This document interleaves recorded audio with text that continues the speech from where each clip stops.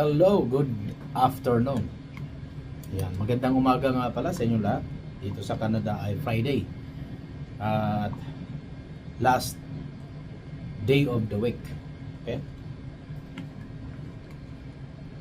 Weekend na naman. Nagluto nga ako ng supan. Bilang mo. Dito na ako nag-almusal kasi sobrang busy namin. Pakita ko sa inyo kung bakit busy. Pero medyo ayos-ayos na kami kaysa nung start Monday to Friday o Monday to Thursday. Sobrang grabe talaga. Busy namin nung araw na yun. Pindot-pindot na lang. Check muna tayo sa mga ating mga kapwa YouTubers.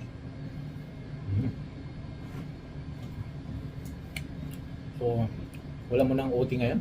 Wala mo nang overtime daw? Kasi cut off. Kaya ganun.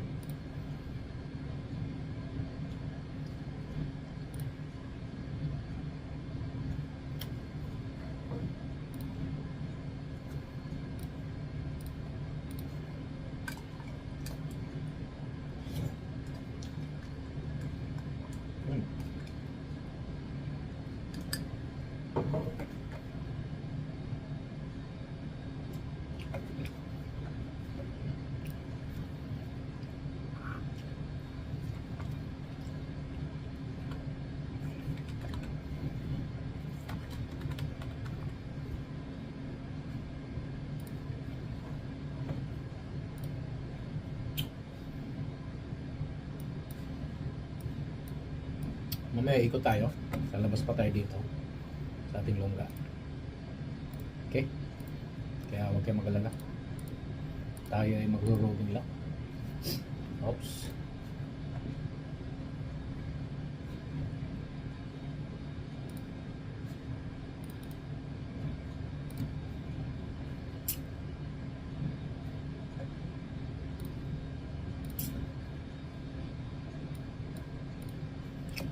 Diyan na muna kayo.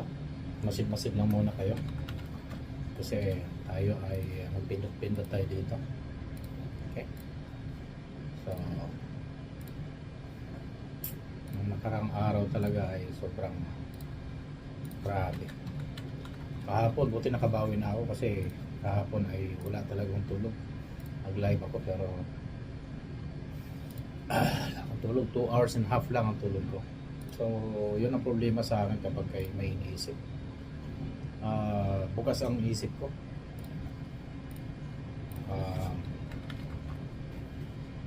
Mahirap siyang magnap. Kaya, yan, isa sa problema ko yan.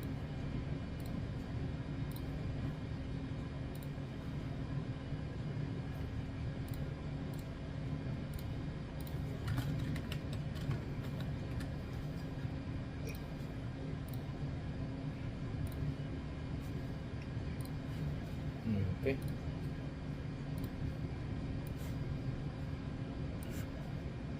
So ngayon, hindi na masakit ang mata ko, hindi na mahapdi. Kasi ganun yan. Problema pa niyan ay hindi na ako pwede yung magpuyat. Kailangan talaga ipahinga ko.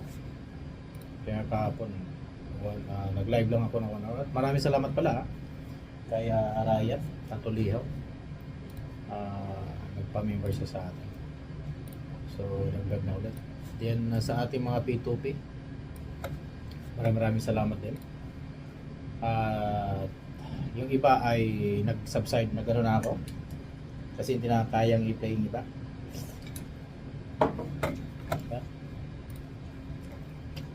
I-priority ko na muna yung aking mga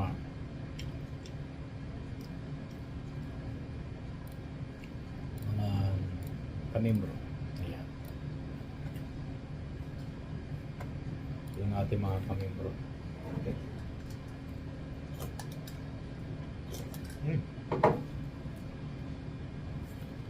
Masarap ng gawa ng anak ko. Hindi ako mahilig sa sopas pero okay. Sarap siya.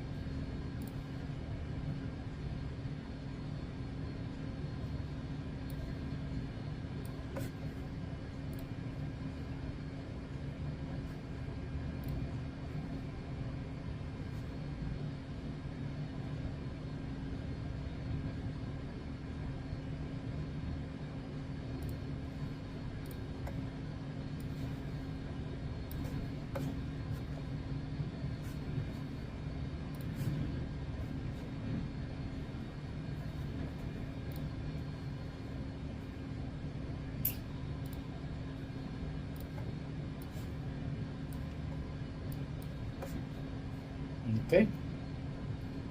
So, yun lang muna ngayong araw na to. At magro-rubing tayo sa labas. So, 6:30 pa naman.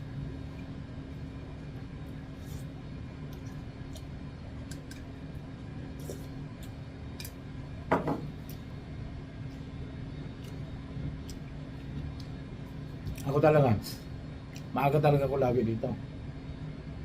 Umulan bumagyo man. Maaga talaga ako lagi sa trabaho. Bakit? Kasi yun na yung nasanayan ko sa pagising ko. Then, yung weather condition nga, hindi mo unpredictable. So, hindi mo alam kung ano nangyayari sa labas.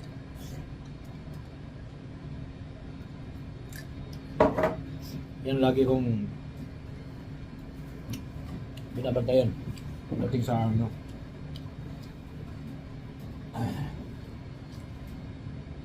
May mga dala tayong pagkain doon pala sa ano. Hindi pala na dala din.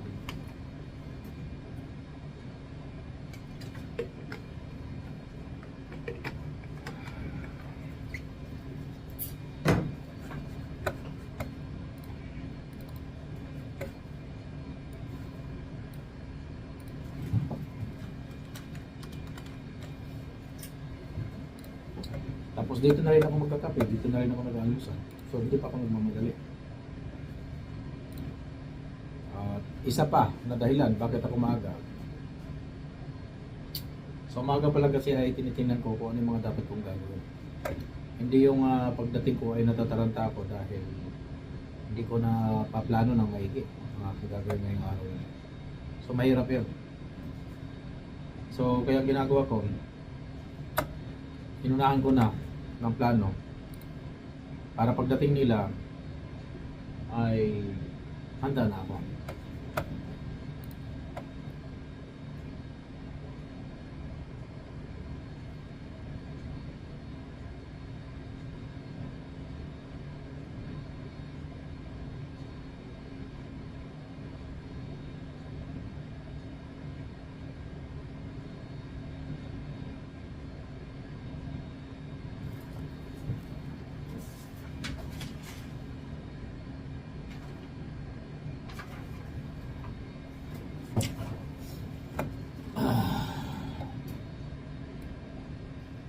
Di ba? Ganun na lang kadali yun.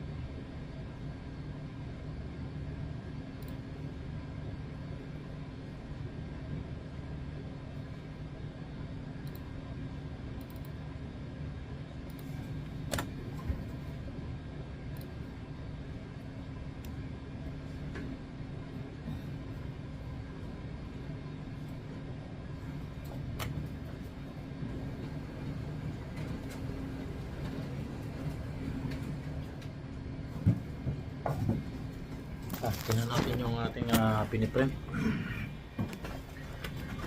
Lalabas din tayo.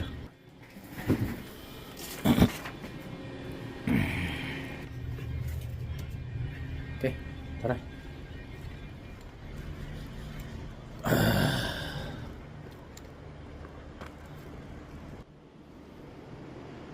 So, gumanda na ang ating paligid kahit papano. Ayan.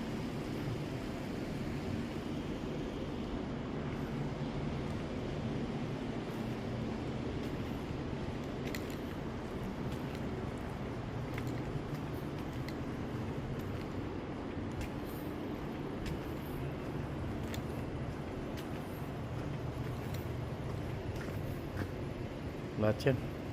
Yan ang gagawin naming weekend. So, check na natin. Gagawa na tayo ng listahan para sa mga overtime.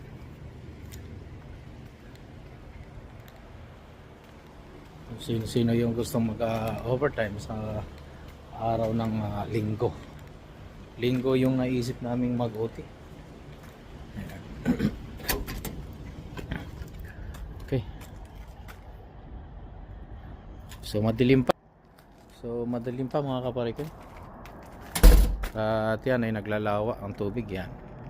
Ganyan ang maging itsura kapag kay spring. Yan. Dugtungan pa natin to mamaya ang ating kwento. Okay? So hindi pa dyan nagtatapos. Yan. Matinding linisan to kapag spring.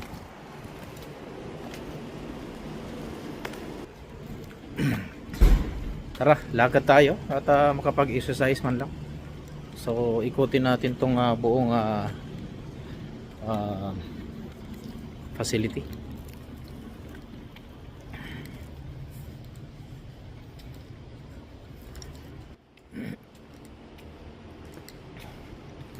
Ayan. So, yung mga basura ay ano natin to. Lahat. Pero ang gulo dito. Ang gulo.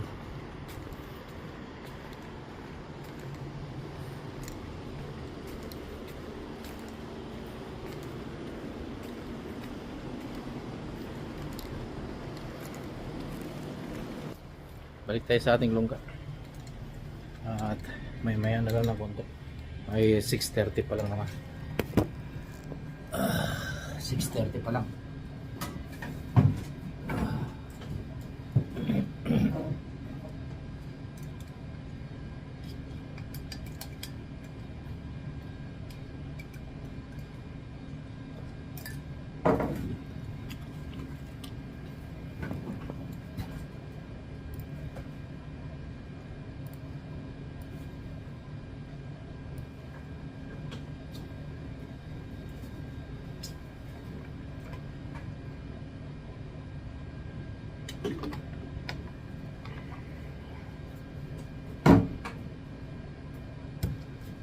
So tingnan natin kung anong mga activities namin ngayong darating na spring.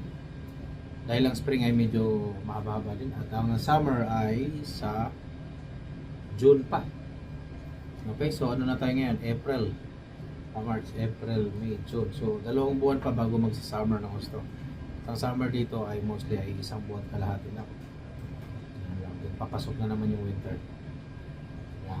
So ganun lang ang weather dito. So bali nasa 6 months from November pa lang ay winter na yan. November pa lang, November, December, January, February, March. So spring. Nasa 6 months kami na hindi mo magagamit yung mostly ng 6 months na yun. Yung 4 na buwan na yun natitira, yun yung spring, spring at saka yung summer.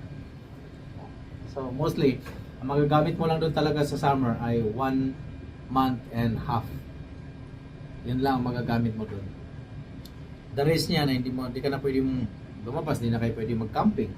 Pwede naman lumabas syempre. Pero ibig sabihin yung mga mahilig mag-adventure, yung pupunta kayo sa isang hiking.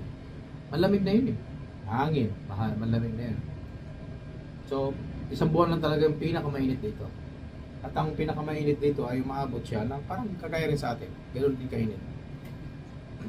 Pero hindi siya humid, hindi ka magpapawis. Ibig sabihin dry ang summer dito. Kaya mostly dito ay wildfire. Yan naman ang uso dito, wildfire. So nangyayari yan sa mga karatig community natin o karatig bayan na mostly ay maraming kahoy. Ayan. Medyo forestry. So dito kasi since nasa syudad kami ay wala talagang sunog. Nasa mga liblib lang na mga liblib lang ang mga komunidad. Minsan ay nag-ignite. At paano nga ba nag-uumpisa ang mga wildfire? So mostly naman ang wildfire ay yan naman ay hindi naman sadya. Pero nasa pag-iingat pa rin ng tao. Kasi maraming mga insidente na kahit mismo nag-upisa ang wildfire sa tao. Una yung paninigarilyo. O di kaya yung start ka sa sasakyan or may bigla mag-ignite dyan. So yung mga ganun, mga sanhi. Pero mostly talaga yung naninigarilyo, syempre malakas ang hangin. Kasi tapon mo yung upos mo sa isang yun ang magpupos ng wildfire. Pero ang iba naman ay talagang sa nature na talaga yung kumbaga hindi sinasadya.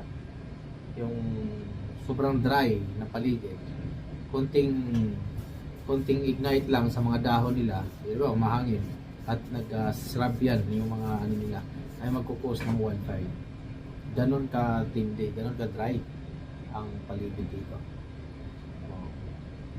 Kahit sabihin natin na may mga dahon dyan, may mga punong kahoy, may mga kumbaga talahib na nabubuhay na, mostly ng mga malalaking mga talahib na dito ay dry. Parang akala mo buhay nga sila, pero ibig sabihin wala talaga yung gaya sa atin na nagmo-moist. Yan, nagmo-moist yung paligid. Kaya nga humid eh. Tropical kasi tayo kaya gano'n. So humidity talaga ang dito hindi dry ang summer dito, kaya napaka delikado sa pagdating sa wildfire. At nung last year nga nagkaroon ng maraming wildfire din, hindi dito sa amin pero sa ibang mga bayan. Yan. So mamaya magbi-video at gagawa rin tayo ng video pa uwi kung saan natin ipapakita sa inyo yung kasi ngayon hindi natin may video dahil madilim pa ang paligid. So wala. So kailangan yung mamaya pag-uwi natin. Yan. Abangan nyo yun mamaya. Okay? So maraming salamat ulit sa mga bago at mga bagong member natin. Maraming salamat sa inyo. At sa mga bago namang subscriber or hindi pa nakapag-subscribe, huwag nyo kalimutang mag-share, likes, and hit the notification bell sa itaas o sa baba. Okay? Then please share, likes, and subscribe.